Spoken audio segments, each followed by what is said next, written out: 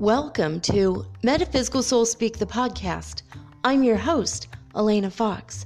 Hey guys, I hope you're doing really well in this moment in time, and that whenever and wherever you happen to be in this perplexing plane of existence, I hope that you are able to do the things that you need to do spiritually to be in touch with all of the spiritual powers that you have coming to you.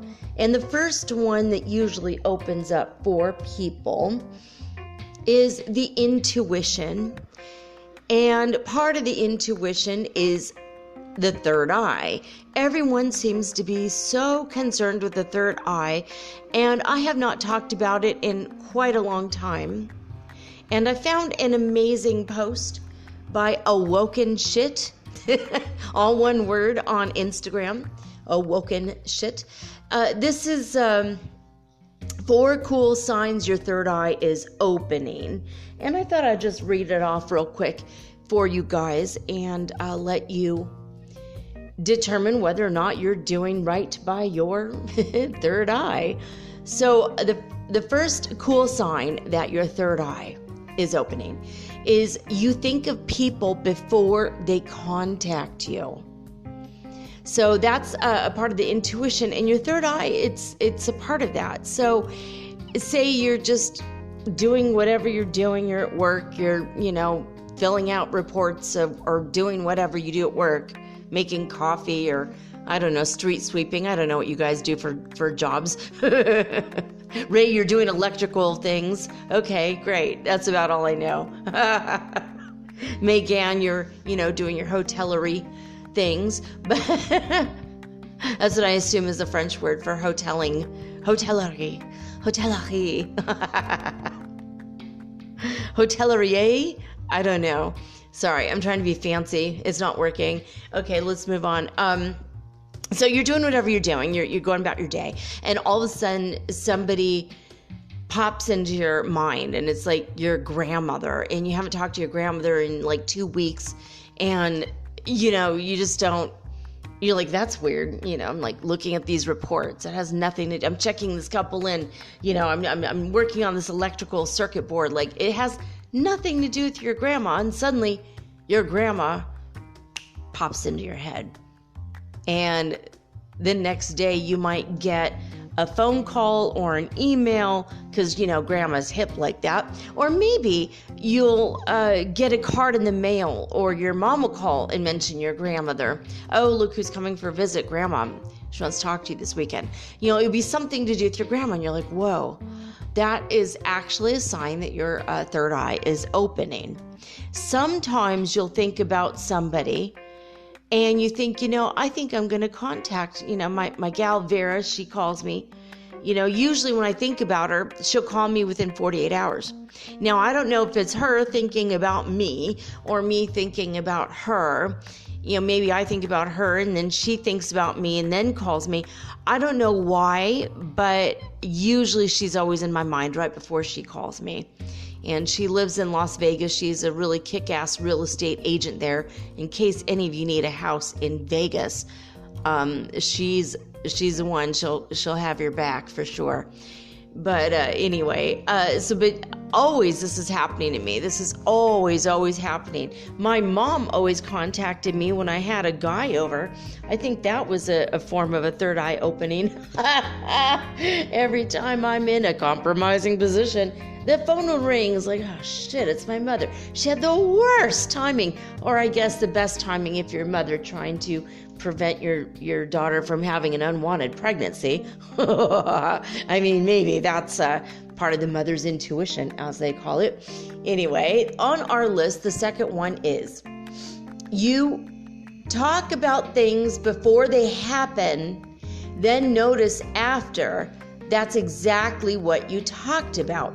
So it's not like you're speaking it into existence, although in a way it might be that you are. But I think what she means by this, especially in relationship to the third eye. So say you're talking about a flash flood. You know, you live in, say, New Mexico and Alamogordo, where my brother lives, and you're talking and you're like, remember that weird video you made years ago about the flash flood? I don't know why. I just had a dream about it last night, and it kind of freaks me out. What do you think about that, Ransom, which is my brother's name? And Ransom will say, yeah, that's weird. We should check out that video. That's interesting. I want to watch it again now because that was pretty cool. And he did. He got this really cool. So you talk about it, and then 2-3 days later, flash flood happens. It's like, holy shit, no wonder it was in my mind. I wasn't randomly in the middle of the night asleep thinking about my brother's movie. It was more like it was in my mind, that flash flood movie, because it's about to happen again. It's your intuition. So you see it in your mind's eye, whether you're awake or asleep. Either one of these things, any of these things, could be while you're awake or asleep. It could also, these insights and flashes could come to your mind in the twilight stage of sleep, which is what I call the moments before you fully wake up, but you're not quite asleep. You're in that twilight zone. Or when you're going to sleep and you're about to go into sleep, but you're not quite awake, you're not quite asleep, you're again in that like twilight period. I feel like that's when you get these flashes of information. I call them visions, but I don't see them with my actual vision, with my eyes.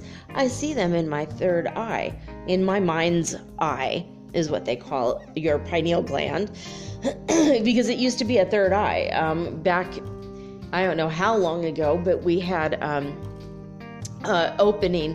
You know, babies have it. It's the fontanelle, is the soft spot on their head before the cranium grows completely together, where the bones fuse, and babies have that soft spot. Well, back in, I won't say the olden days, I mean like beyond, way, like, you know, when dinosaurs roamed the earth, maybe before, there was a time in which the atmosphere was so thick with so much oxygen that there was, it was just so hard to see. It wasn't just the oxygen, it was mists, because it was a much wetter planet back then, and everything was very misty, and no one could see.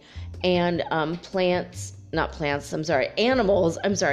and animals, not plants at all, had a third eye, you know, the pineal gland, and it could see and sense what was going on. There was like a soft spot on the top of our head, and the light would come through, and we would sense that light, almost like a membrane. And a lot of lizards in the desert have this membrane that's open still, and that's how they could sense if it's day or night. It's really trippy. My human anatomy professor told me about it when I was taking anatomy back before I even got my AA degree. So long time ago in the 1990s. Actually, it might have been in 1987 or 88 or something. It was maybe even before 1990. It was kind of weird. But so I've known about this for a long time, and it's always stuck with me because it was one of the weirdest conversations I've ever had. Like, yeah, you know, like the baby soft spot and the fontanelle, and you know, imagine that never closes, and that is instead like a very thin membrane, and that's how humans used to be. That's how all the animals used to be, because the atmosphere was so thick. That's literally what my professor told me. I thought that was one of the weirdest, and he didn't tell the whole class. It was like we were looking at one of his lizards that he caught when I was taking a break from looking at the dead bodies in the other room. Pretty gross, right? But that was back when we had human anatomy taught to us on actual cadavers at a city college. Weird, right? I don't even think that happens. I don't even think that's legal anymore.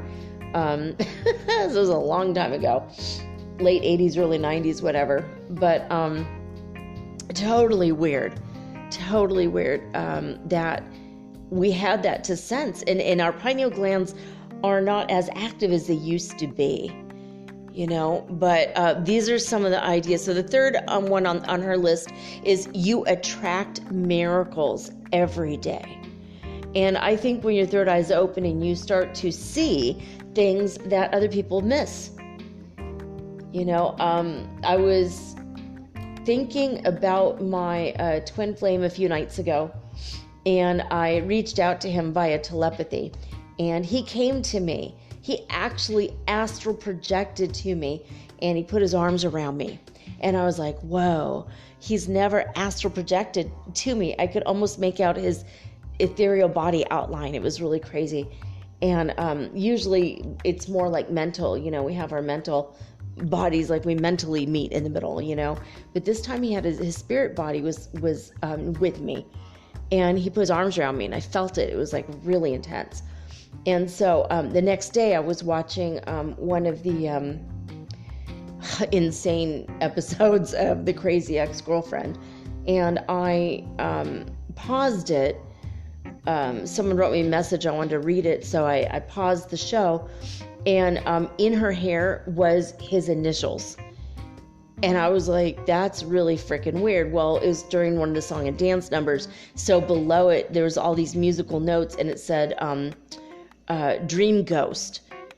And I'm like, that's kind of what he was. I was getting ready to sleep, I was getting ready to dream, and here he comes like he's a ghost astral projecting to me.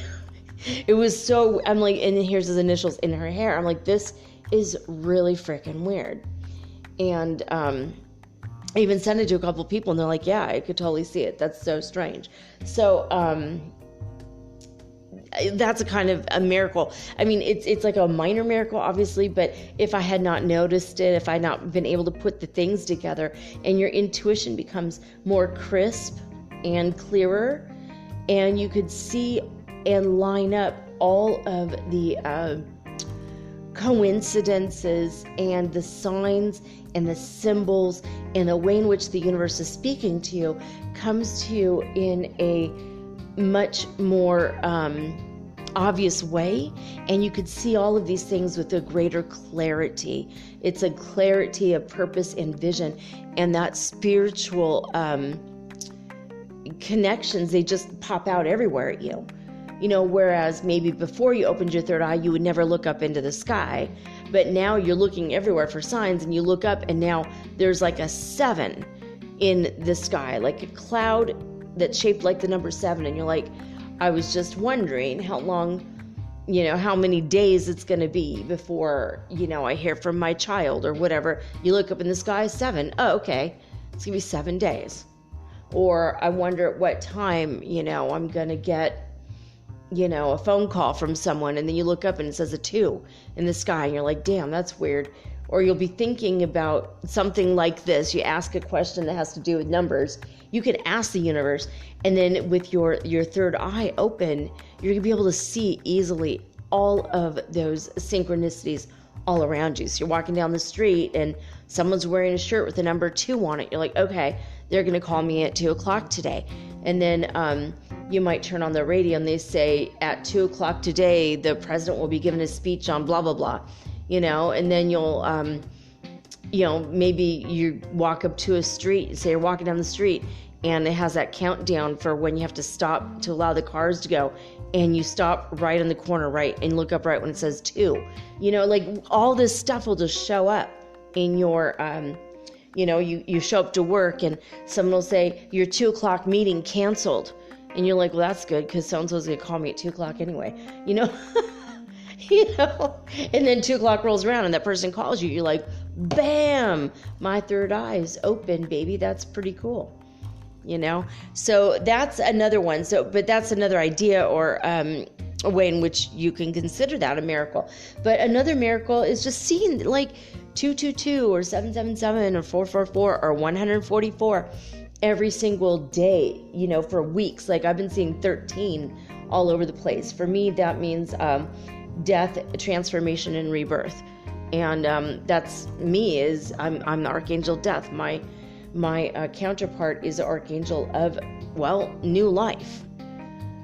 So 13 is a perfect number to represent that. So I'm like, yep, there it is. Maybe I'm going to be hearing from him soon. I'm not going to sweat it if he doesn't, call me today, but I know it's coming, and that just gives me comfort, right? And I know it's because my third eye is open, Like I told you guys last week, I've been seeing this number like constantly for 2 weeks, and then I look at my window and here's a guy wearing a shirt that says 13 on it. It was like, what the hell? It's so strange, like... And what's funny is he wore the same shirt 3 days in a row. I don't know if that's necessarily funny, but we are in a drought and we all wear the same clothes over and over and over again because we don't have water to wash our clothes over here at the coast right now. We're in a drought situation. But anyway, so it's not terribly funny, but it's weird, right? It's just like, whoa. He's out and about and working with his crew and he's still wearing the same damn shirt. Like, whoa, that's really trippy to me. I'm sure he doesn't have the same shirt, three different shirts of the same shirt. Like a blue and white striped shirt that says 13 on it. It was like really crazy. Anyway, but miracles, other miracles that I've experienced and I've talked about before, like when I was really hungry and I was walking down the street and I had no money on me, and I was mad because my boyfriend wouldn't let me take more money, and we were hungry. We're really, really hungry because we were staying with people that eat like birds, and they invited us over, and we thought they were going to make us breakfast, and they said, okay, well, we got to get to work, so later, and we're like, okay. They're like, can we drop you off somewhere? We're like, sure, and, what's a good place? And then they just dropped us off at the fucking docks. It was Seattle, to be fair, which is so, the docks are kind of a fun place there. And so we go, we're walking around, and I had like $20 on me, and it was freaking cold at the docks, and so I found a really fabulous coat for $20, thinking my boyfriend had money for food and or a taxi, and it turns out, no, and this is before cell phones, so, I bought the coat, wore the coat, I wore it well, it was my favorite coat for years, and anyway, so we were walking down the street, and I was like, shit, I really shouldn't have bought this coat. He's like, but you were cold. It's cold here, and this coat looks amazing on you. It was a very old, it was like a 1940s vintage coat. It was like, oh my God, it was a tiger. It looked like tiger fur, and it wasn't. It was fake, of course, but oh, it was fabulous. It was usually when you find coats like that, it's like a cheetah print or a leopard print, and this one was a tiger, and it was like, it was just my favorite coat for years and years. I wore that coat. So anyway, we were just mad, like, why didn't we plan our lives out better? Why didn't we have more money? Why did we take this trip now? I mean, all these questions. And I just said, you know what? God's going to provide for me. God always provides for me. And so miracles happen every day when your third eye is open. And this is the miracle I looked at him and I said, God's going to provide for us. I just need to ask him because he is my Father in heaven. And I said, God, I really, really need money right now. I need money. I need like $40. I need, some kind of money so that we can eat and maybe get a taxi back to their home because I don't know what we're going to do.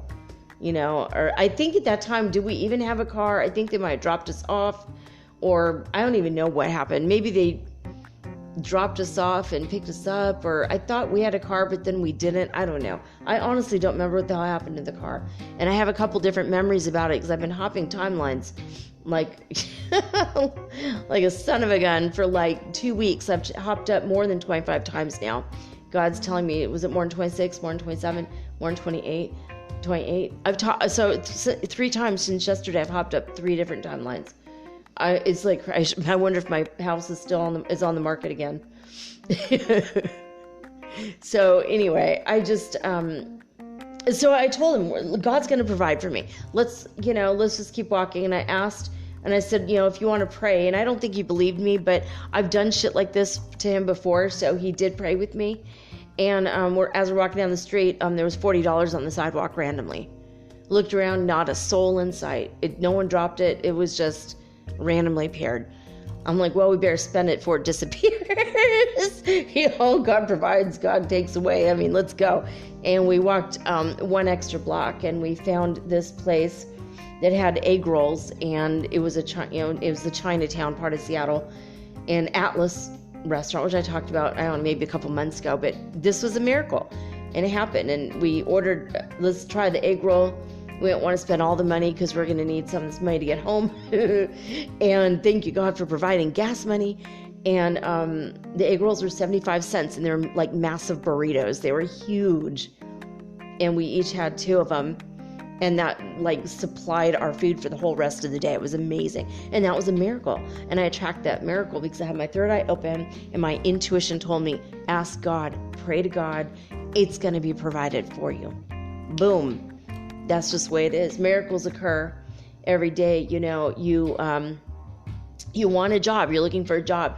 You're asking the universe. You don't know what you want to do. And then somebody calls you out of the blue saying, hey, I'm the new manager at this new company.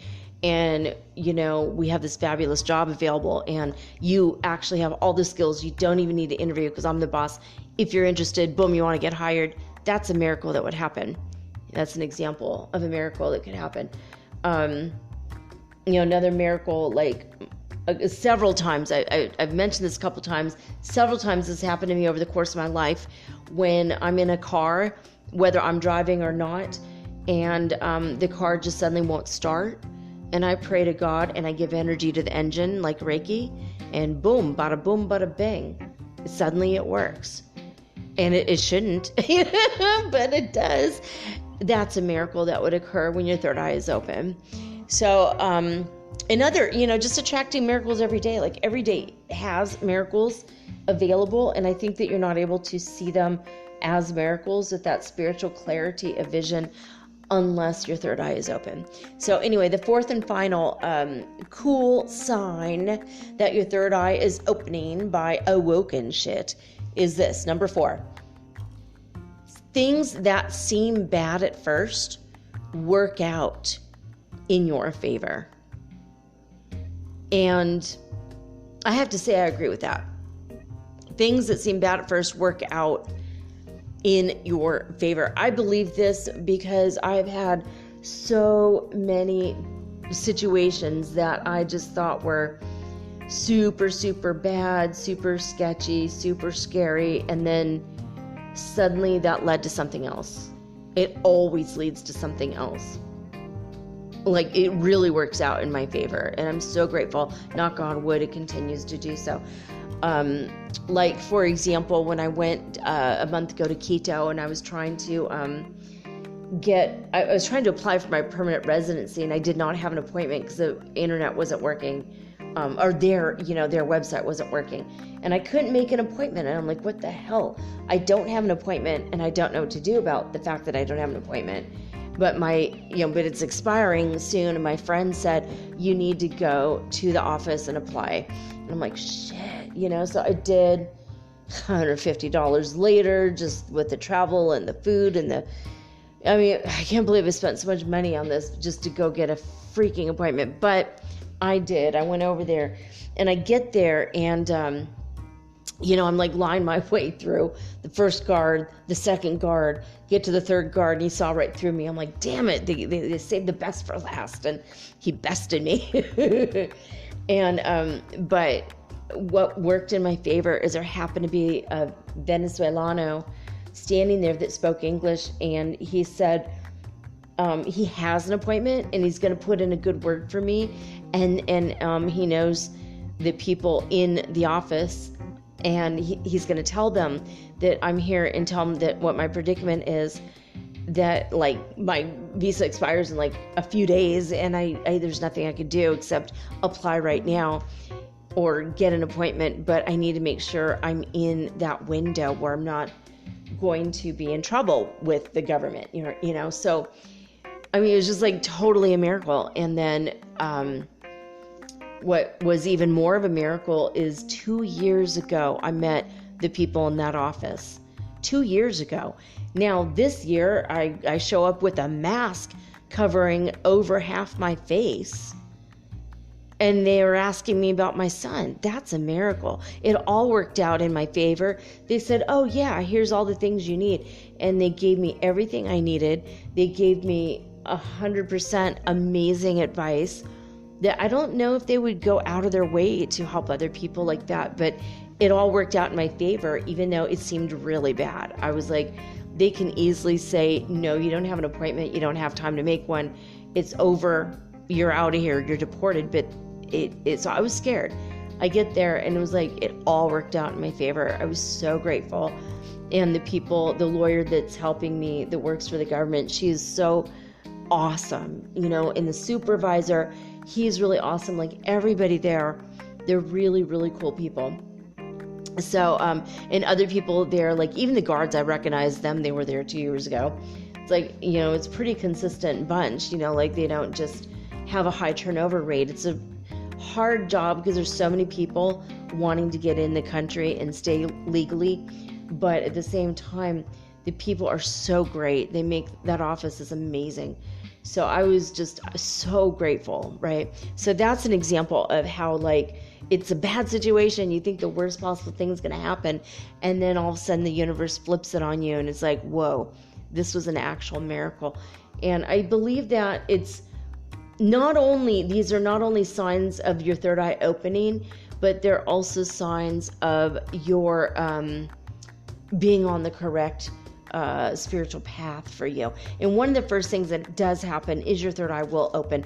And other things that are not on her list, that are on mine, you start to have a knowing or a sense that someone is about to knock on your door or call you or send you a message, like a text. And all of a sudden, within minutes, boom, that happens. And then you might get an idea or an image in your head. You might hear their name, or it'll be an image in your head that you see, like their face, or you'll see something to do with them in your mind, or you'll just randomly think of them or an incident or something, and then you look in the messages from them.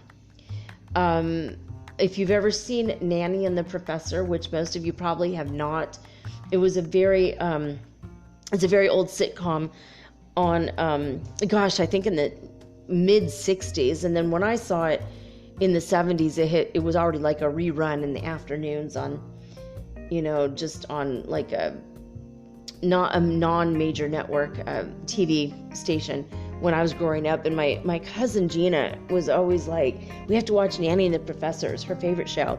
And it quickly became mine. And why I liked it is because the nanny had this way about her. That's what they all said. She has a way about her. Well, the way was her third eye was freaking open as hell.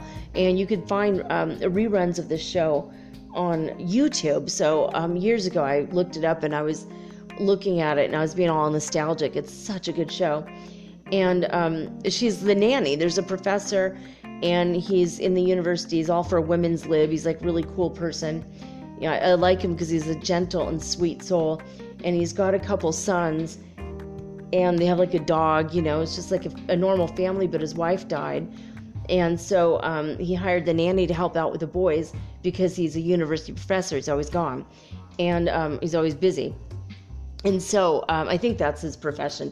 But I know he is a professor. That's why it's obviously Nanny and the Professor. But she knows stuff like all the time. Like she'll like go out and buy extra steaks and like flowers when he has clients coming over, but he hasn't told her yet because, before cell phones, 1960s. So like he finds out the last minute and he can't reach home or whatever. And she will have like the dinner prepared and he'll come home and say, I have to. And he's like, wait, what's all this? And she's like, well, I already knew. Your people are like, it was like her third eye is fully open. She's like totally on her spiritual journey, and she mentions stuff that's spiritual too. So I like the show. And another thing, like every time she'll say, oh, hold on a minute, hold that thought. I have to go answer the door, but no one's ringing the ding dong constantly. Hold on, I got to answer the phone. And she'll go to reach for the phone and then it rings in her hand and then she answers it. And they're like, how did you know? Oh, she's just got a way about her. It's like such an interesting show, but she's a perfect example of what happens when your third eye is open. And so you start remembering things from past lives. You start having dreams of past lives. You'll start remembering the future, which is kind of weird. You'll either remember the future or you have a vision or a flash of what's about to happen. And usually it happens, exactly the way you see it. And, or sometimes the elements might be jumbled if it's a dream. You might see something perfectly happening, like maybe you run into a friend, everything's going to be great, and then in your dream you'll see a snake slither between you and your friend, and in real life you see the person but no snake, but then what happens is maybe somebody comes along later and breaks you up, and that's a snaky person, snaking, in front of your face but behind your back to break up your friendship. So like you have to watch out for that. So like your dream might be, this is going to happen, you're going to run into this friend and become friends with this person, but watch out for the snake, because that's what the dream says, and then you get to that point, and obviously no snake because it was just a weird dream, but you'll see him or her, and they'll be wearing that exact outfit. The weather will be exactly the same. You'll be like in the car parking lot and you run into each other just like it was in your dream, and you get a weird feeling that overtakes you, and that's your third eye being open. I've had all kinds of stuff like that happen over the years, just like crazy things, like making a turn down a street I never go while I'm driving somewhere, and there might be like a random, like, it's kind of weird, it's a Wednesday afternoon, that's kind of odd. There's maybe like a garage sale, and you're like, well, garage sales are always, Friday, Saturday, and Sunday. Why is there a garage sale on a Wednesday at 3 p.m? That makes no sense. People are not even home from work until 6 o'clock. But sure enough, so you stop your car, because that's got to be a sign. You stop your car and you go over there, and they have 3 things that you absolutely needed. That's weird. Okay.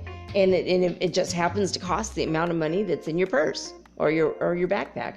That's the kind of thing, like you have an intuition to go somewhere, and it's like, woo, or you think, I really want to go to the beach and I really want to go crystal shopping. Now I can't do both because I have very limited time on Saturday, because I'm meeting with my friends later, but maybe, I'll just go to the beach. I'll pick the beach instead of going crystal shopping, because the shop's open Monday, like 7 days a week, and it's on the way to work, and on the way home, I can get that.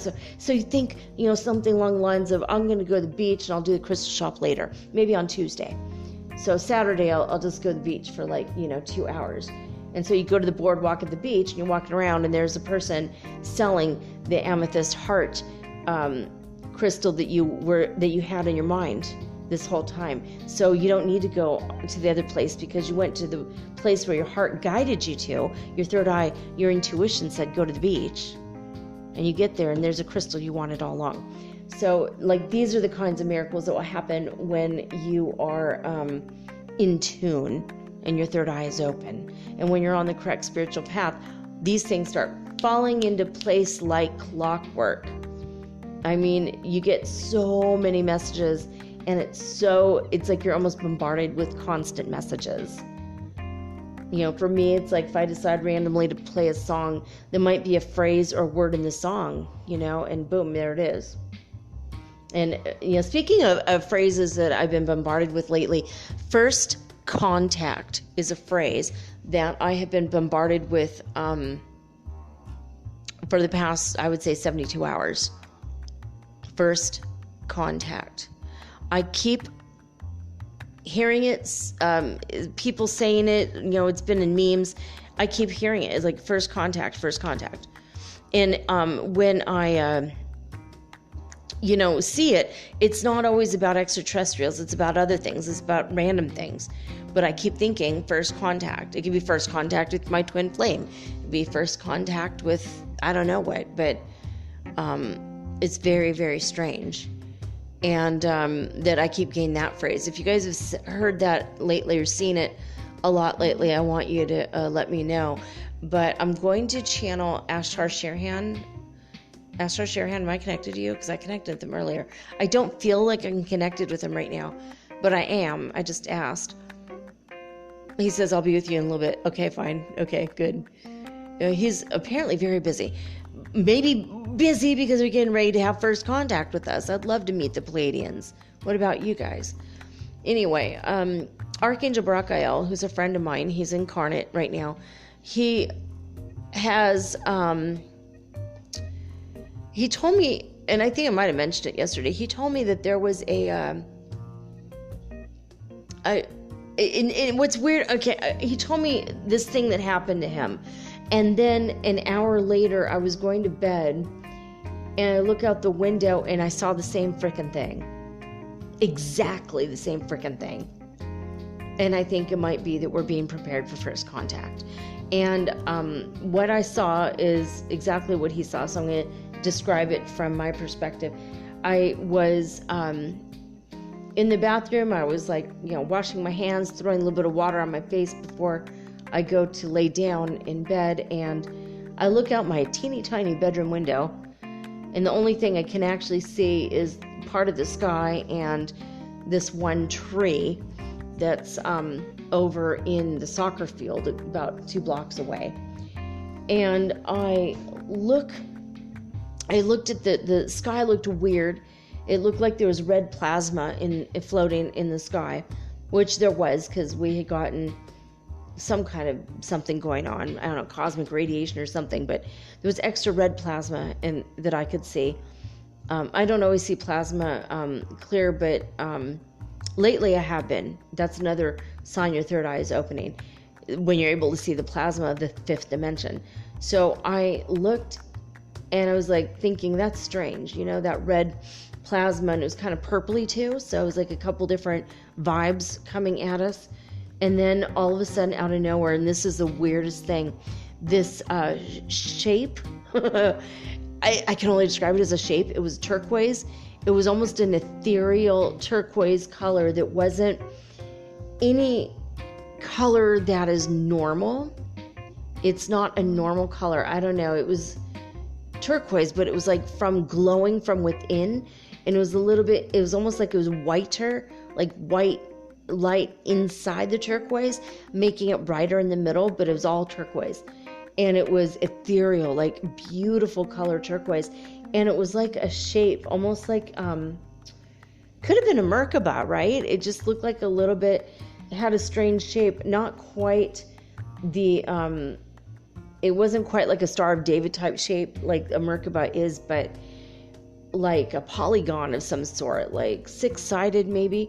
And then it looked like it went down into a 4-sided, and then it just got smaller and smaller, and kind of the boop just disappeared. So I looked out, I saw the plasma, a note of the plasma and the tree, and then all of a sudden there was, out of nowhere, there was nothing in the sky, and then mid-sky there was something that appeared, this turquoise shape, and then it was falling straight down, and right before it hit the top of the tree, it completely blinked in, blinked out, boom.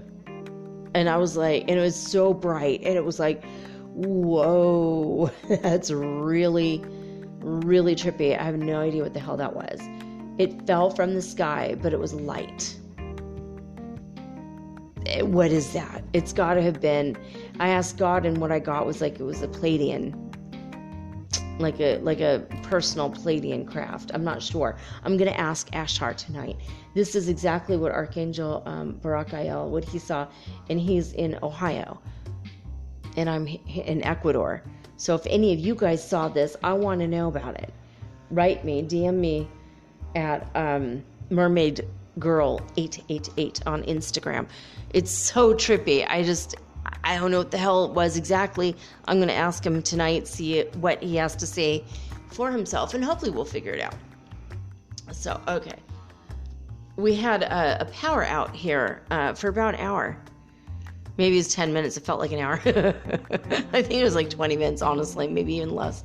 It's I lose all sense of everything when this happens. It's everything was black. It was just so dark, because obviously no power in the whole town. And what was really bizarre about this is that no power anywhere at all.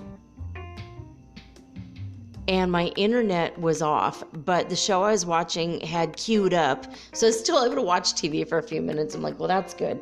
And the light from my laptop, which was charged up, was able to light my way so I could find my flashlight, and then I was able to get to the candle, and I was just getting ready to light the candle, and I watched my show for 10 minutes first because I'm like, I don't know how long it's gonna last, right?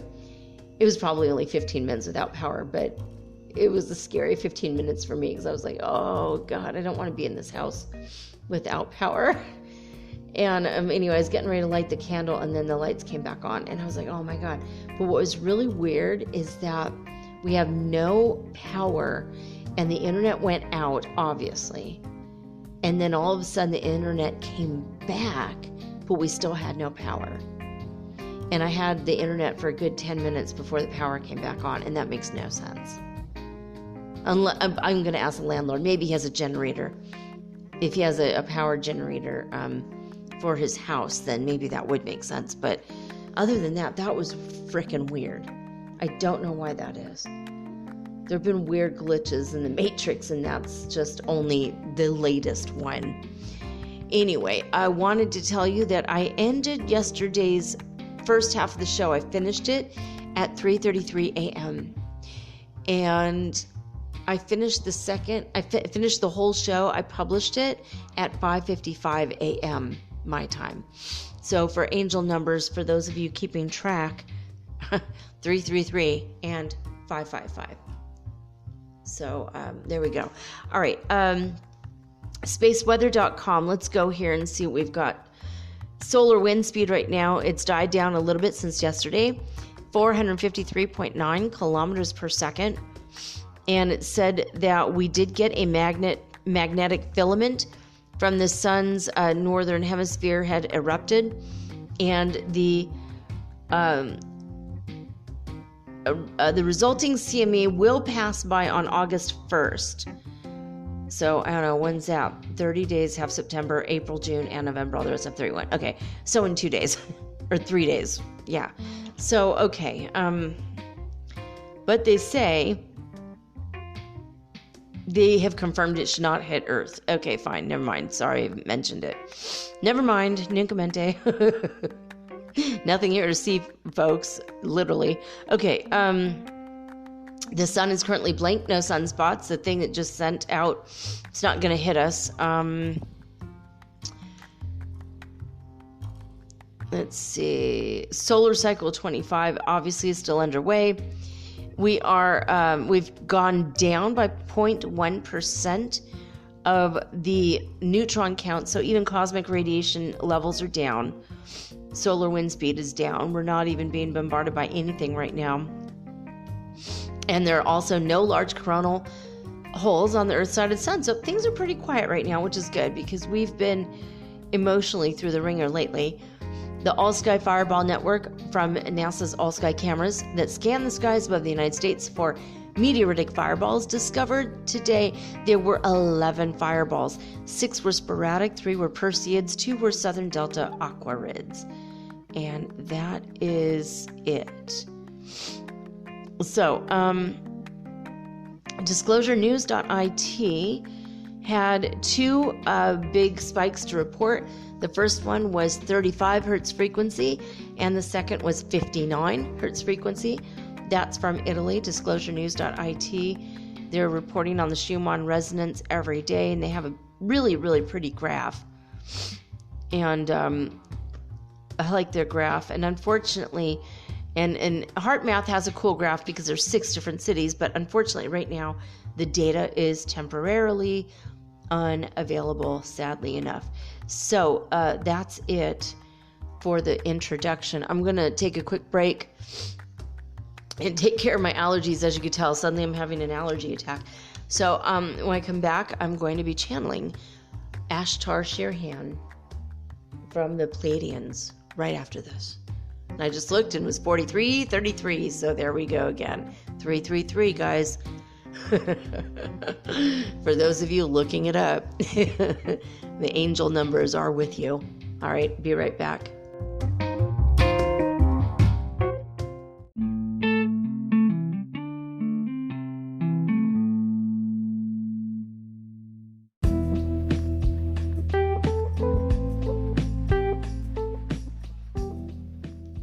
All right, guys, so I'm already connected to Michael Sherhan of Ashtar Command.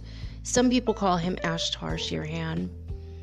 And Ashtar is like it's like a title. His name is Michael Sherhan. He is Pleiadian. They live in the 5th dimension, the Pleiadian people. They used to be 3rd dimension dwellers like us, but what happened was they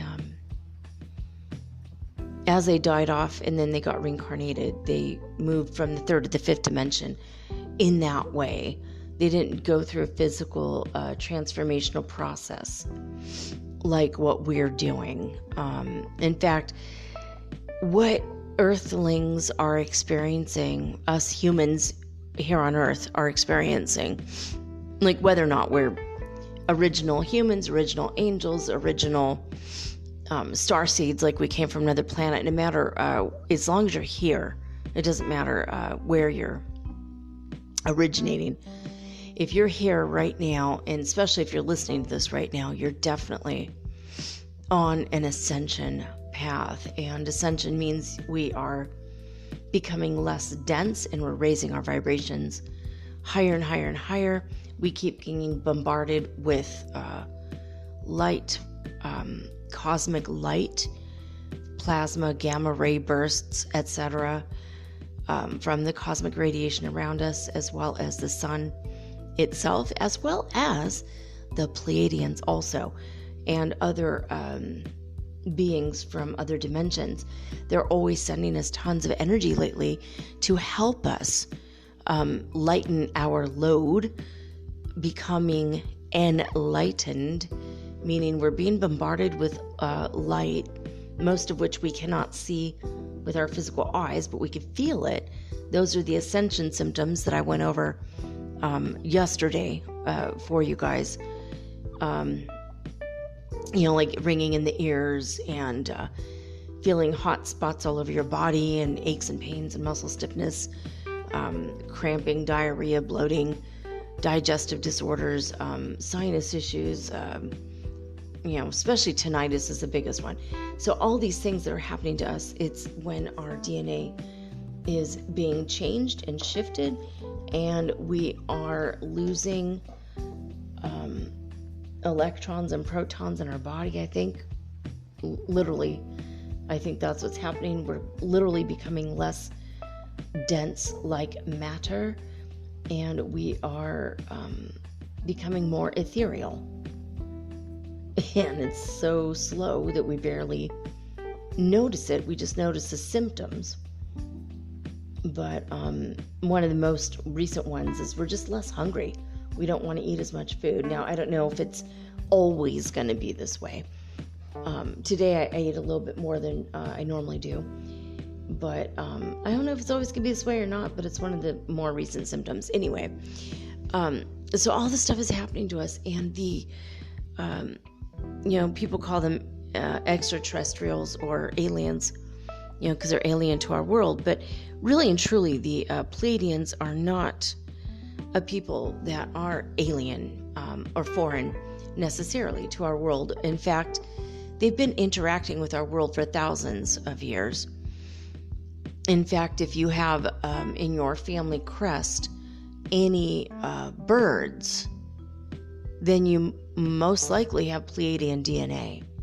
So if you go look up your heraldry, look up your last name, say family crest or family heraldry or family flag or whatever, family shield, family badge, those are the words you can use to look it up.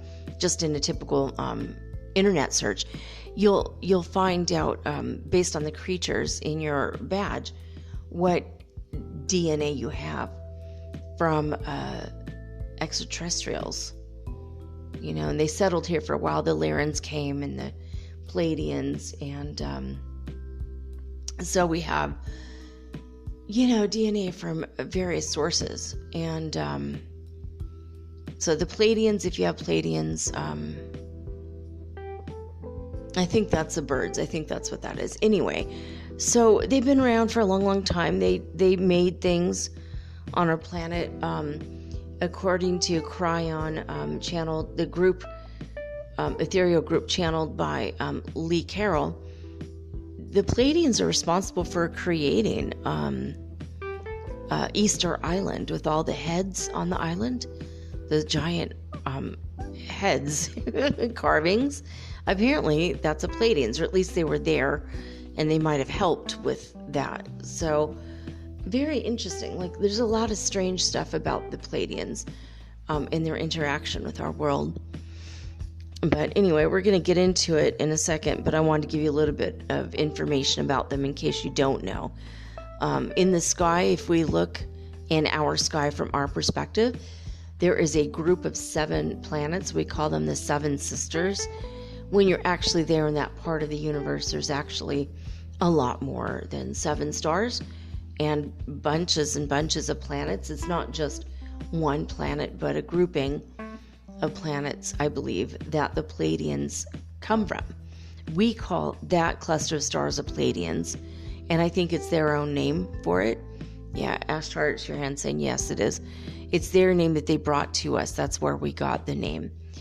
It's something my daughter was curious about when she's little, and I'm not going to go into that story, but she's the one that asked me first, and then she got to ask another channeler who was actually, in fact, channeling a demon.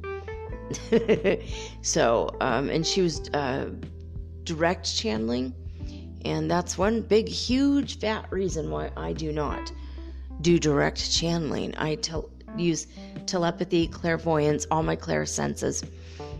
I don't want an entity to lie about who they are and take over my body. So if I use telepathy and they're lying, usually I can discern it, because I'm also always connected to Prime Creator, and I always ask, so like right now I could ask Prime Creator, am I really connected to the real Michael Sherhan of Ashtar Command? And the answer is yes, absolutely yes. And I also got a puff of cloud-like white light that just came up, and it brought me a great deal of positive energy. And that was like a yes from Prime Creator, so awesome. All right. I've been thinking about a piece of art lately involving a white cloud. I'm going to write the word God and make it like a puffy white cloud on a blue background, and that was my idea. So I think that's why God knows what's in my mind, obviously. I just painted 2 rugs, little tiny rugs on my floor, because I still have a subfloor. It's not, I don't have an actual floor, so I painted on the subfloor these weird little rugs, because I'm tired of looking at the subfloor. It's super ugly. So my cat thought I was crazy today. Forgot to include the Knowledge Ravensville report, but she watched it. She walked through it, and it was kind of cute. Walked through the paint. I thought for sure she was going to start painting with me. Yeah, someday maybe she will. It'll be really cute to have her little paw prints with paint somewhere. Anyway, so I'm already connected to Ashtar Sherhan, and he is the commander of all the Pleiadian ships that we've been seeing throughout the solar system, and especially around the Earth lately. They've been wanting to make first contact, and the reason is they want... the reason that it's almost like they're swarming. It's like been tons and tons and tons and tons of light ships. Anytime you see anything that's like a light, that's usually a Pleiadian, where it's like kind of a happy color, and they go in formations and they do like aerial dances sometimes. It's because they just want us to feel okay about their presence. And so they don't want to freak us out. So they've been doing this for a couple years now, where, you look up in the sky and all of a sudden there's like 20 or 30 UFOs, but they're lights, and they don't do anything. They don't land. They don't really contact us. They just kind of dance around in our atmosphere and then leave. And that's why they're just trying to ease us gently into it, but they're also 5th dimensional. So they can't actually interact with us until we raise our vibration up, and they're helping us with that as well. So sometimes we'll see the ships, and maybe what they're doing is sending us a lot of love and light. They're just praying heavy hard and heavy for us, trying to get us to become less dense, less heavy physically, so that our matter will be transformed, and so will our lives, and we will become more clear, more spiritual, more vibrationally in alignment and in attunement with them, so that they can make first contact and see us. So anyway, they are part of the Galactic Federation of Light and the Galactic Federation. Now, the Galactic Federation of Light is the division that is concerned with the Milky Way galaxy, which is the galaxy in which we live. And the Galactic Federation is more of a universal federation. And so this is throughout all my research and talking to Ashtar and reading about the Pleiadians, because they do channel through a wide variety of channelers, so that all their various messages can come across and they can reach more people that way. So if I was the only channeler, it would be ridiculously hard to reach the whole world. But if there's like 1,000 channelers, it's going to reach a lot more people. So that's the way it is. Okay, so I would like to, I'm already connected with him. I'd like to ask through muscle testing. Michael Sherhan, are we connected? Muscle testing says yes. Okay, go ahead. Begin your transmission, please. Hello and greetings. I am Michael Sherhan of Ashtar Command and the Pleiadian Light Forces. Yes, indeed, we are on a mission to help you Earthlings, and many of you are our cousins, actually, through DNA, and just we feel that you're our cousins even if you're not related to us, because we have such a deep and powerful and profound bond with the humans. We have connections and ties genetically, as was mentioned, but we also just feel sometimes that we are your bigger, older spiritual brothers and sisters. You are our little siblings in our minds, and we don't mean to diminish or diminutize you guys. But we just feel like you're not like little, but like younger than us. This is me, Elena, talking. I kind of misspoke. He doesn't. I think he might have said our younger, and I just said little. I always call my younger brother my little brother. It's a joke because he's like 6'4" and I'm only 5 feet tall. But anyway, so go ahead, Michael. So we have had a great deal of people around, a huge number of people that have had plenty of questions for us. They have contacted us just by talking to us out loud, going outside, talking to the sky, hoping to make contact with us. A lot of people have said, I want to contact the Pleiadians. I do want to talk to the Pleiadians. I want to see and know and be with the Pleiadians. A lot of you are asking us for a rescue. Help, take me away, take me to my home world, come and get me. I think you're my family. And we're not here to rescue, but we are here to help. There's a difference between rescue and help. Rescue is when we see that you are helpless and vulnerable and unable to find your own way, and we show you our way. And we don't believe that that is correct for anybody, because our way comes from our culture. It comes from our experience and our knowledge of things only from our perspective. And we don't know what your soul contracts hold. We don't know what your spirit wishes for you. We don't know what in your soul form you wanted to go through and or experience. And so we don't answer the rescue me calls. And that is why. Sometimes, however, we may show up in a way that you'll see us and then we will leave. So at least you feel that we did hear you. because we did hear you. But when we say we're here to help, all we are doing is raising your vibratory levels on the planet, the energy vibration of your planet, of your cement parking lots and your buildings and your trees and your rocks and boulders and the plants and the animals and the people and the earth itself. We are beaming so much love and light into all of these things. We're constantly sending such a high vibration that it's beyond your hearing. It's beyond your physical bodies to perceive it. Although on an energetic level, many of you are perceiving it and receiving it and utilizing it to raise yourself up. We're not interfering with anybody's free will. We're just putting the vibrations around you. And when you consciously make the decision to use the energy around you to ascend, that is how we help you. So we're not here as rescuers. We are here as helpers and big brothers and sisters, or big or older cousins, if you will. That's a better way of looking at us. We're not beings from another planet that wish to take over your planet.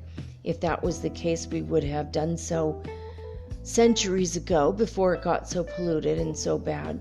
But because we are allowing your world to play out the way that you are all collectively choosing, it hurts our heart to see some of the choices that were made.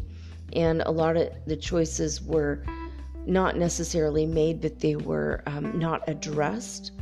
And so that was a choice, such as the pollution of the oceans. It was not addressed as it was happening, and now it's so bad that you have floating rubber islands and floating plastic islands and floating garbage islands in your oceans. If we were interfering with your world, we would have prevented all of those things, for example, because your oceans are very important. You don't understand how important they are, that a great deal of your oxygen comes from the coral reefs. Now, some of you know this, and the coral reefs are dying, and that's because of a lot of the industrial pollution that's happened on your world, and a lot of the choices that were made, and a lot of the choices that were not made. And if we were here to rescue you, we would have done all of that a long time ago. We would have addressed these issues when the Industrial Revolution started. We would have come down and shook the hands of your presidents and presidents of the companies, and we would have said, here is a brand new way to do that with your factory, and this won't pollute the earth. We would have prevented the pollution of all of your waterways, including your rivers and your lakes as well. So in that way, we are not rescuers of humankind. We are helpers, and we are energetically high vibing space brothers that wish just to send you love and give you gentle and sweet guidance that you may heed or not, depending on what you wish for your life and your world and yourself. So as you are all listening as individuals, it's hard for us to really think about on a global scale right now, cleansing your world. We are merely dealing right now primarily with individuals. Many of you dream about us, and then you wonder, did I really have a dream about the Pleiadians? And our answer to you is yes. If you're having dreams about us and you're on board our ships and you're talking to us and you wake up and you think that's strange, especially if you don't watch science fiction movies or TV shows and you don't think about the Pleiadians often, if you've ever had a dream like this, chances are you really were with us. We saw something in you. Maybe you asked for our help, and we will beam your spirit light body or your astral body aboard sometimes so we can interact with you.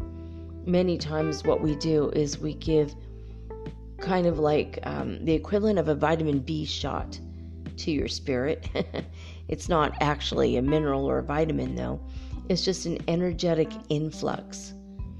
And we have been able to, for those of you who have asked, and all you need to do is ask us, and we will come and give you an energetic boost up so that you will gain more spiritual knowledge, and it will move you forward faster on your path.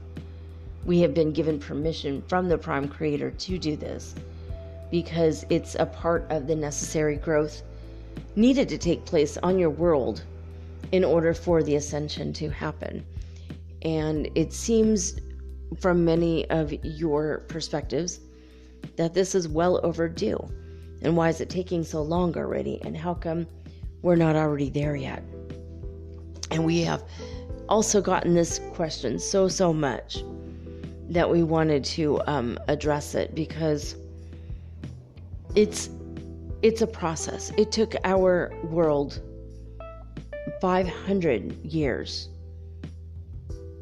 minimum, even up to 700 years, for all of the souls to die and be reborn back in the fifth dimension, dying on the third dimension, coming back to the fifth dimension. Now, in the early years, it was just the very elderly spiritual masters who were able to achieve this attainment, the level of attainment, the highest that they could go in the third dimension, and then they died and were reborn. And some of them were able to physically transition to the fifth dimension a little bit, but it had started early with just a few people here and there, and that went on for a couple centuries, and then it increased and increased and increased until eventually it just started where when people would die, they would come back reincarnating in the fifth dimensional world. And the transition took a long time, upwards of 700 years. This has been happening in your world as well. And your Jesus, for example, ascended, physically ascended. He achieved that 2,000 years ago. So if you think about him being maybe the first or one of the first, and ever since then there's been more and more spiritual masters that are quietly doing this. It's not happening in droves. It's not happening by thousands of people. It's happening by one here and one there, maybe 5 this year, maybe 4 next year. It hasn't been a terribly obvious thing in your world. And so many of you have only been aware of the ascension for maybe 2 years or maybe 4 years. And you're thinking, man, how come it's taking so long? But if you think about it from our perspective, it took us 700 years. I mean, if you've already come so far in 4 years, you're doing a lot better than we were. It took us a lot longer than 5 or 10 years to get there. And we cannot imagine the amount of energy it's going to take for that final push to pop almost everybody in your world up to the fifth dimension. But that is why we are here to help, not rescue, but help. We are giving so much love and so much light and beaming so much energy to your planet. And we've noticed that Gaia herself has been actively taking this energy into her body. And this is why things have gone haywire with the Schumann Resonance. This is why things have gone haywire with all of the apocalyptic-like events with the fires and the floods and all of the crazy weather that has been going on all around your planet. It's not only from the idea that so many people are still asleep and they need to be shaken awake with horrible earthquakes or lava flowing through their village before they get right with their God. It's not just about that. These things are taking place because of so much energy bombarding your planet. This is not about punishment and seeing who repents and seeing who contacts God before it's too late kind of scenario, even though from your perspective that might be exactly what it is. But from our perspective, we see so much light being bombarding your world that the earth and many of the people on it are actively choosing to take the light into their bodies, and it is causing a ruckus. It is chaotic, and it has been accepted by a lot of the unseen forces in your world. And by unseen forces, we mean the fairy folk, the behind the scenes jinn and fae, all of the beings that take care of the creatures, just like it's accepted by your holy guardian angels. Did you know that your holy guardian angels are taking energy into their bodies and they're feeding it into your aura slowly at night when you sleep? That might be the fizzy or fuzzy feeling that you feel when you're starting to fall asleep and starting to wake up. It's a lot of times it's your body being able to take in more energy at that moment. And it is your holy guardian's duty to channel as much of this as possible. Now, many of you are getting strange dreams, and your holy guardian angel is putting the energy into the base of your skull, at the top of your spine, and it's creating a lot of memory issues. Sometimes you're forgetting your deep memories, and sometimes you're remembering other lifetimes. So it can affect you one way one day and another way the next day. So your deep memories might be gone and you don't remember your childhood for a few moments. Then that comes back online and you're like, oh, okay, fine, I'm good again. And the magnetic field of the earth is fluctuating heavily. That's also affecting your memory. So we are working around the clock, and we have been for years, to help your earth, your bodies, yourselves, to pull in as much light as possible. We're just bombarding you with light. Several of you became aware of it and started talking about it, and more of you are now collectively saying, I want this light in my body. I'm taking these gamma rays and I'm using it to transform my life. I'm taking the plasma into my body and I am using it to transform myself. I'm using it to take away the shadow and heal from my past trauma. And I'm using it to propel myself forward on the spiritual path. And to this we say, we applaud you. We are so grateful that we get to be a part of your process. We are so genuinely happy to watch this happen. And as it unfolds, we get so excited because we do want first contact. We have been on the verge of being completely ready.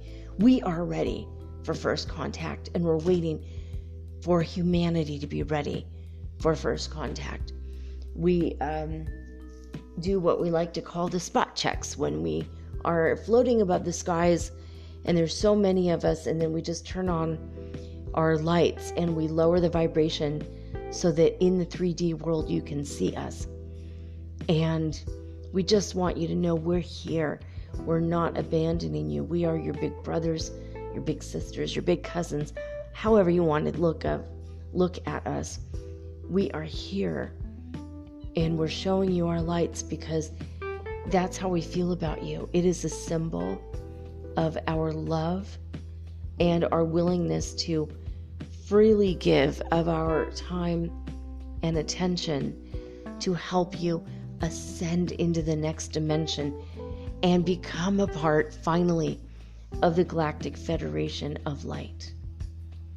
Your world is welcome, and those of you who've been doing the work, you deserve this accolade. It is a great honor to be a part of the Galactic Federation, as well as a Galactic Federation of Light, which is basically your division of the Galactic Federation. And we have such an enormous exchange with beings all over the universe. We exchange knowledge and ideas, not just goods and services, because even when you're in the fifth dimension, you do need some goods. It's not the same as the third dimension, but it's also not the more ethereal dimensions either. You know, you'll still have a body. It's just a less dense body. So you're still going to need clothing to, clothe your body. So maybe eventually you'll be part of the Galactic Federation of Light, and you'll do your shopping from a bazaar that has goods and services from all over the universe. We look forward to being a part of that and to take you into the next level. And we say that tongue-in-cheek and with a little bit of sense of humor, because there's many layers to that idea of going to the next level. But that is some next level shopping, literally. And we look forward to the delight that will be on all of your faces when you discover the inventions we cannot wait to share with you, which we have talked about in the past, such as the replicators, where you can replicate whatever food you wish. And the idea of money will fall to the wayside overall, because as everybody has, or as every household has a replicator, you no longer will need to go shopping for food. You'll always have what you need right there. We're going to teach you how to manipulate matter in a way that you create whatever you need as well with your mind. We're going to have classes and knowledge exchange. We're going to have big conventions where you can go and interact with people from all over the universe. We are going to have cultural anthropology classes where you will get to learn about many different cultures and different ways of thinking and doing things. We're going to have scientific classes for those of you interested in learning about our perspective of science and our discoveries and the discoveries of many people around the universe. We also cannot wait to have technology classes to teach you our technology that indeed saved our world. We're going to definitely share with you healing practices, but you're not going to need as much physical healing as you believe. And we want you to all think about yourselves as being whole.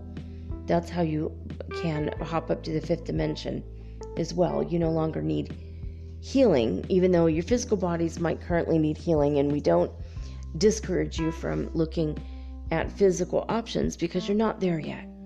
But someday, eventually, we're going to teach you ways to feel completely and totally at ease. And there will be no longer a need for dis-ease. And we look forward to all of this.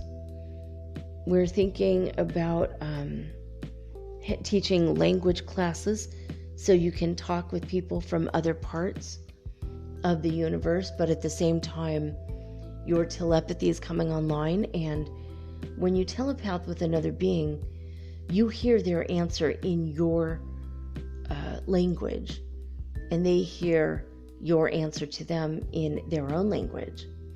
That's how telepathy works, because it's mostly a series of not necessarily words, but pictures and images and feelings. And you transmit these things to other people, then their brain will interpret it into words. And we will have classes on all of these things. If you wish to join us now while you're still in your third dimensional body, all you need to do is ask. Okay, so this is Elena. Michael Sherhan, is there a number we can say to come and join your classes? Like if we say a number and then the kind of class we want. So Michael Sherhan says, yes, of course. So he's showing me 811. Is that what you want us to say? 811 or 811? Yes, you could say that. You could say 811, Pleiadians 811 science, or Pleiadians 811 technology, or Pleiadians 811, and then follow that up with the topic that you want to discuss with us, and we will come and have a one-to-one, heart-to-heart, or we'll get a group of Pleiadians to talk to you about these topics and teach you everything that you need to know or want to know. And we say that the best way to do this is to, as you're about to go to sleep, say Pleiadians 811, and then the topic, subject matter, right before you fall asleep. And then as you fall asleep, we will come and instruct you and teach you. And in the morning, you'll remember. We will make sure that you remember at least the knowledge of it. You might not remember being with us, but you're going to remember the things that you were curious about. And some of you might experience it such that you don't really remember even asking us, but you remember that suddenly you have the knowledge. And it'll just be out of nowhere that you know what you didn't know the day before. And that's the nature of the fifth dimension sometimes. It doesn't always translate to the third dimension. So it's going to be a little tricky in that regard. So he's telling me, Elena, you had a question about the turquoise light you saw. And yes, and that my friend Brock also saw. So, okay, go ahead. Michael Sherhan's talking again, by the way. Okay, yes, well, that indeed was a individual ship of a Pleiadian, and we are buzzing you guys. Those of you who are open to us are going to be buzzed. We call it buzzing, and we come by, and sometimes you might hear a whoosh sound from this, because we'd like to interact with a light and sound show, but we're not going to like come down in a spaceship physical and land on your yard and walk out and say, take me to your leader, or something silly like that. It's going to be right now, just for now, a series of buzzings where now you see us, now you don't. We just want to let you know we're here. And if you accept that about us, we are sending our absolute love and our friendship and our multitudes of gratitude for allowing us to be a part of your ascension process. We are so grateful to be a part of your world, your life, your individual parts in this process are fascinating to us, and we're so grateful to be a part of it. So that's what you saw. He's talking to me, but he's also talking to Brock Gael, who's also listening. So, which I know you're listening. So, yeah, that's what you saw. And any other, anyone else listening to this, when you hear, or when you see, sometimes you might hear the whooshing sound and see a flash of light outside your window if you're not particularly looking. And that's usually us also. Some of you have noticed flashes of light that are bigger than your fist, and sometimes they're a pale blue or a turquoise or a really pretty emerald green or even a golden white light. And if you see just a flash, it looks like a fist, it doesn't look like a fist, but it's like the size of a fist or the size of your head. And it's just a quick little flash. It means that your higher mind sight is coming online, and also that you're accepting our energy, because that's our energy. We're beaming at you. We're sending like little love bombs or little love packets. And if you are learning and growing the way that you're supposed to be, you're going to start seeing these more and more around you. And some of you are mistaking these for fairies, but fairies flit from side to side or up and down. But what this is, it's just a big oval or round shape in your house. For a second, it looks very strong, and then it disappears. And a lot of you are questioning your eyesight, and it's not your eyesight. It's us giving you like an eye test. But it's more of a third eye test. So you didn't know. You thought you might be done with eye doctors forever. Oh no, just starting. Now he's laughing. He's making his little joke. So we are sending this light to you, and it's just to test your third eye, how much it's open. And so when you see the plasma in your room or around you, that's like floating clouds of purple and fuchsia and blues and greens and different colors. And it's quite mystical and eerie looking, but it's beautiful. It's very beautiful. And the colors are vibrant, and they're dense in a way that you're not used to. It's very, very vibrant color, and yet very gauzy and ethereal. And it looks like clouds. And that's what the plasma itself looks like. But when you see our energy, it's not gauzy. It doesn't stretch out like clouds. It doesn't change shape. It's like just a circle or an oval, maybe like an egg shape. And it's just there, and it gets very, very strong, and then it fades away again. And it's in a blink of the eye. It's just that 1 minute's there, 1 minute's not. That's us. And if you want to see this and you haven't seen it yet, just say, Pleiadians, please show me. Well, we don't want to call them the blinky blob things, but so what are we going to say, Michael? This is me, Elena, saying this. What are we going to call these? Ashtar. What?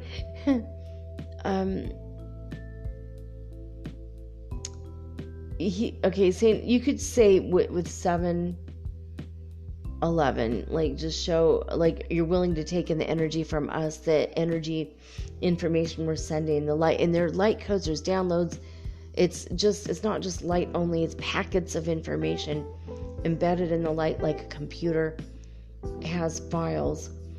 And you can take this into your body. Just 7-11, Pleiadian 7-11, I accept your information, or I accept your light. Just say, I accept this. Pleiadian 7-11, I accept this. And I'm saying this now, Elena's saying this. Pleiadian 7-11, I accept this. And Pleiadians 8-11, I want to learn how to manipulate matter. I want a class on that. And that's how you do that. So my Sherhan is talking again. So yeah, we didn't want to come and take up too much of your time. We wanted an informal talk about some of the things that we're doing. We are in droves above your planet right now. Many people are waking up. We are giving so much light, so much love, bombarding you guys with the most highest quality energy, along with information that will help you understand the galactic history. For those of you that are interested in that, that's another one of our favorite topics that we can discuss with you. You can ask us about Earth history from a Pleiadian perspective. We don't know it from your perspective, but we do know it from ours. And we're more than willing to even share recipes with you. We want so badly to have interaction with you guys that we're willing to literally teach you anything. If you want to learn about my grandmother's strudel, then just ask me. You can call upon me, and in my spare moment, I will come in your dreams and teach you how to make my grandmother's strudel. Now he's laughing. He's laughing a lot. He thinks that's funny. I could see his laugh lines in my mind's eye. That's pretty cool. He has long blonde hair, and it's kind of flowing back behind him as he's leaning back in his chair, laughing pretty hard about that. He looks quite tired, vibrant but tired, because he's been working so hard in helping us. Yeah, so he says, yeah, you got that right. He says, and then he says, yeah, sister, for sure. We are so tired. We're working so hard. We're working extra long hours. We are trying so hard to help facilitate the ascension. And we want to put you guys on a rapid, fast track. We need your help to do it, but you guys are all doing such great work so fast. We believe that since we have started bringing this love and light and bringing our messages to you so that you know we're giving you the energy, so many of you started to work with this energy in addition to just being on your traditional spiritual paths. And so many of you are working on your shadow selves and clearing so much that we believe in the past four years you have advanced in your process of ascension by about 200 to 300 years. So when you think about how our ascension took 700 years about, you've already covered about 300 of your ascension years in just the past 4 years. We've seen so much growth that it has been blowing us away. So keep up the good work. We love you so much. We are constantly sending you everything you need in as far as tools are concerned to help you grow in all the ways that you need to. So thank you for this opportunity, because your spiritual growth leads to our spiritual growth and vice versa. We are not separate. We are always a part of you, and you're always a part of us. And we want you to understand that on a very deep level. We love you, and we always, always will. We are your space cousins or your space brothers, space sisters, whatever you want to call us.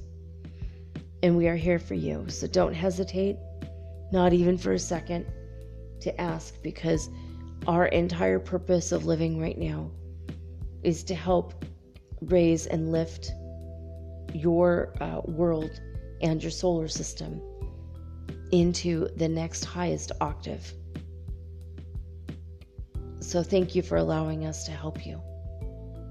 I am Ashtar Sherhan of the Pleiadian Command, the Pleiadian Light Forces, and of the Greater Galactic Federation and the Galactic Federation of Light.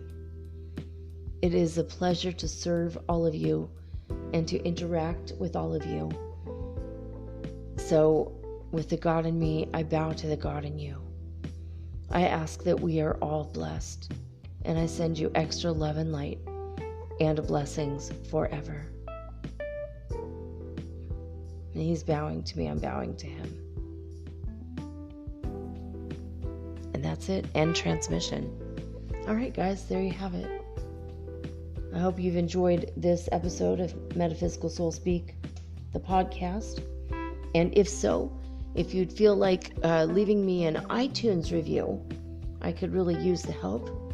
If you really love the podcast, please leave a really good, if you don't like it, don't leave me a review. But if you really love the podcast, if you really, really like it, please leave me a review.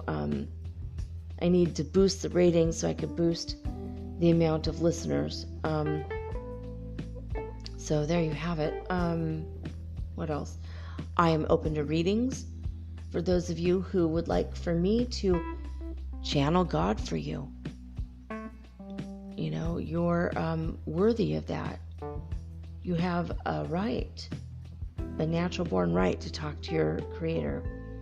And if you have not been able to speak with God yet, that is a skill that will come online for you eventually, because everybody has the divine birthright to do this. But in the meantime, if you would like for me to do a reading for you, let me know. You can direct message me at mermaidgirl888. It's just my private Instagram. Or you can write to me at Elena Fox Starks on Facebook Messenger, or just email me at metaphysicalsoulspeak@gmail.com or mermaidgirl888@gmail.com. Although the best way to reach me is through Instagram, just because I'm always answering mail. I call it fan mail from you guys, or listener mail. And a lot of you have become my friends, because I've been speaking to a lot of you for months and months, and some of you for a couple years. And so I would like to, at this time, to call for a quick prayer before I go for Janine and the whole family, her husband and her children. I'm not going to talk about what she's going through, but it's some pretty major stuff. So just send Janine in Canada. God knows exactly who she is. Let's send love and light and special angelic forces to protect her family. She even has a newborn baby, and they need help. So send love and light, please, to Janine. She is a wonderful, wonderful human being, and so is her husband, her family. They're awesome, and they do need extra help and love and light. And, you know, I don't know if you guys are aware of this, but I met Bob Odenkirk when he was brand new in his career, and he was doing stand-up comedy before he was famous. He was just barely starting to get famous. And I met him at the same time I met Jack Black. And he was also doing stand-up comedy in LA. And Jack Black was cool. He was talking to so many people that I just said hey, and he said hey, we shook hands. But I talked to Bob Odenkirk for maybe, I don't know, 1 minute, maybe 2 minutes at the most. He was extremely shy, very nervous to talk to me. He just does not want to talk to people at all. I thought maybe he was terrified I was a chuckle fucker, which is this is what comedians say. You know, people that only want to sleep with comedians, especially the famous ones, they're called chuckle fuckers, which is so weird. Like, that's their thing. But that wasn't my thing. I just wanted to meet him because he was a brilliant person, and I loved his comedy. He was hilarious. He's wearing a little, like a Canadian hat. I call them the Canadian hats, with the flaps over the ears. It was just super, super cute. He was such a cute person. He's a cute person. He's a cute personality. I really like him. Anyway, he had a mild heart attack, and he's in the hospital right now. And they were filming the recent season of Breaking Bad. So, I mean, not Breaking Bad, I'm sorry. Oh my God, Better Call Saul. He's from the Breaking Bad series, is what I want to say. So, everyone's talking about it, you know, and sending him love and light. But if you were not aware of that, let's all collectively send him love and light. I adore him. I liked him when I met him before he was famous.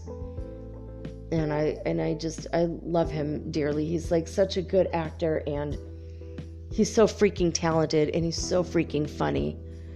He's really brought the Saul Goodman character to life for years, and he's just so beloved. You know, he's such a talented person, and he's one of the lights in our world, and he doesn't really, he can't interact with people. He's like such an introvert. He couldn't even interact with me like hardly at all. He was so shy and his face was red. He started to sweat. I felt so guilty. I was like, okay, well, it was nice meeting you. All right, bye, I gotta go. Like, he was even afraid to shake my hand. He was just like terrified, so he's just a very shy person. And then to think about the part that he plays as an actor, and he's so good at that role, it just, imagine what he has to overcome. And a lot of actors are like this. And so anyway, I'm sending love and light out to him. I want to mention it, so you guys can send that out to him too, especially if you love him in the role of Saul Goodman.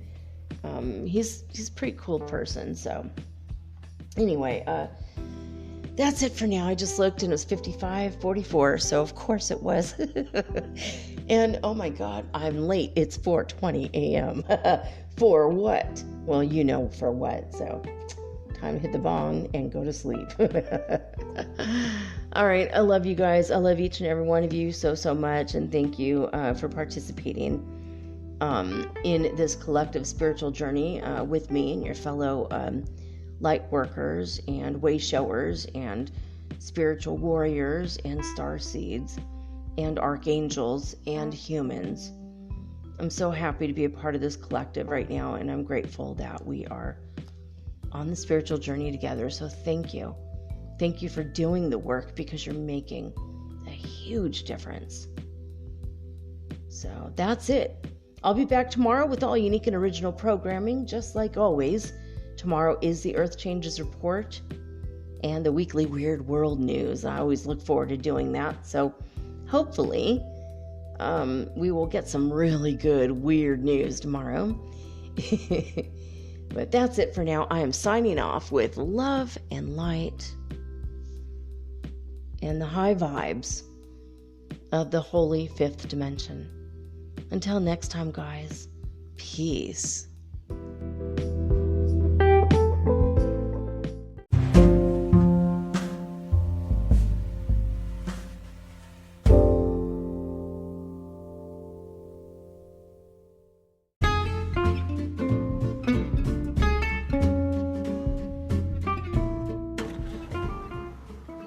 Metaphysical Soul Speak is run on sponsors and listener support.